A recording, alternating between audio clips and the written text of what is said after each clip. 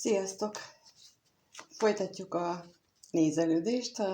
Az, akire gondoltok, hogy nála milyen változás állt be, beállt-e valamilyen változás a heti energiáknak köszönhetően.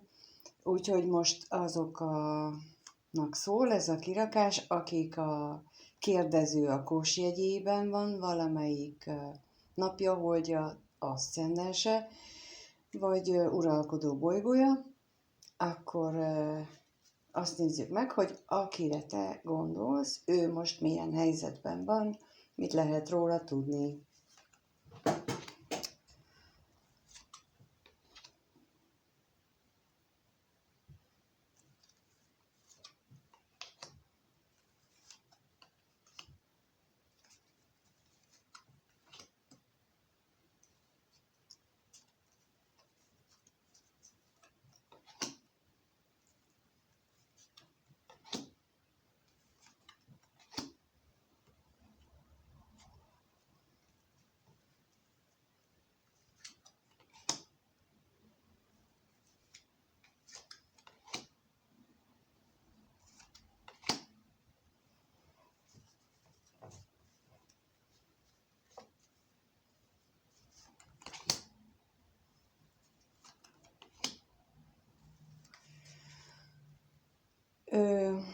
Úgy látom, hogy ő kapcsolatban él,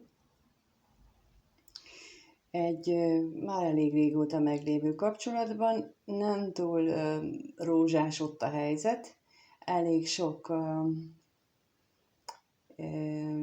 negatív tényező veszi körül, érzéseiben is elég ambivalens érzések vannak, mert vannak érzései, de azok hát nem őszinték, nem igazak ezek az érzések, és úgy gondolom, hogy ő hozott egy döntést az érzéseivel kapcsolatban, de az is ilyen önállítós, hazug érzések, ezért ő elég nagy magányt él meg, szinte belebetegszik ebbe, és van az ő szívében valaki, aki után sóvárog, de jelenleg csak a szomorúság van az életében, de reménykedik egy új kezdetben. Reménykedik nagyon abban, hogy lesz ebből valami, és a kommunikációval kapcsolatosan hát szeretne beszélni. Szeretné beszélni arról, hogy ő állandóan vágyakozik, állandó benne az erős vágyakozás, és ezt szeretné kikommunikálni, de úgy tűnik pillanatnyilag, hogy ez nem igazán sikerül neki. Jó, lássuk akkor azt,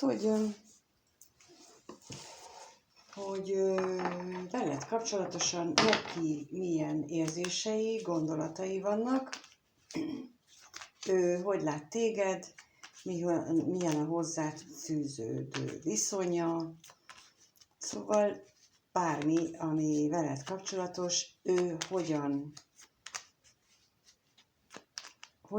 viszonyul hozzád. Lássuk, mit gondol, mit lát ő benned, rólad.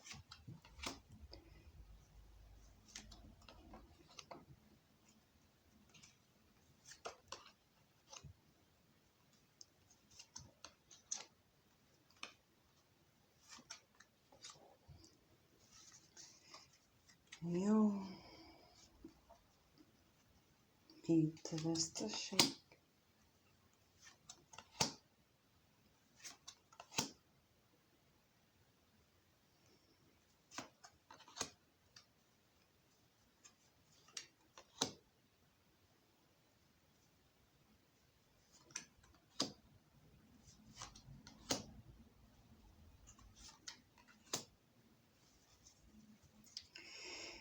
Hát veszteségként éli meg veled kapcsolatosan, hogy nem találkozhattok, hogy nagy a távolság, vagy távolság van köztetek, lelkileg is és fizikailag is, viszont te vagy neki a szíve hölgye, testileg is, lelkileg is, és az, hogy te vagy, az egy nagyon nagy adomány számára. Veled kapcsolatosan nagyon szeretne beszélni, itt ismét kijött, hogy egy stabil kontaktust, egy stabil kapcsolatot szeretne felépíteni, kialakítani, de hát egyelőre inkább csak a szerencsében bízhat.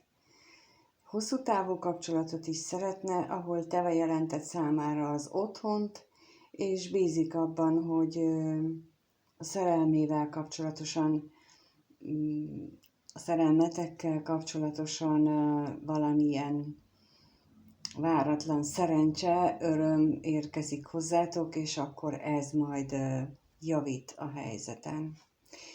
Jó, hát akkor megnéznénk azt, hogy neked mit javasolnak a lapok.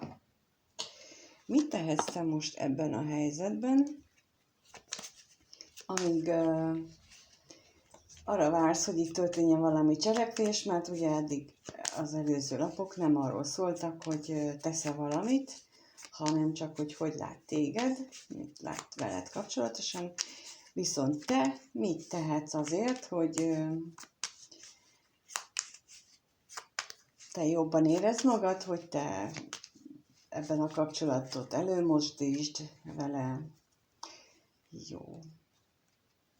Kiraktam a jelölőket, az előbb a férfit, most a nőit, de hogyha téged ez másképp érint, akkor kérlek cseréld meg, jó? Úgy, ahogyan az téged érint. Itt nem annyira lényeges most így a személyi jelölő.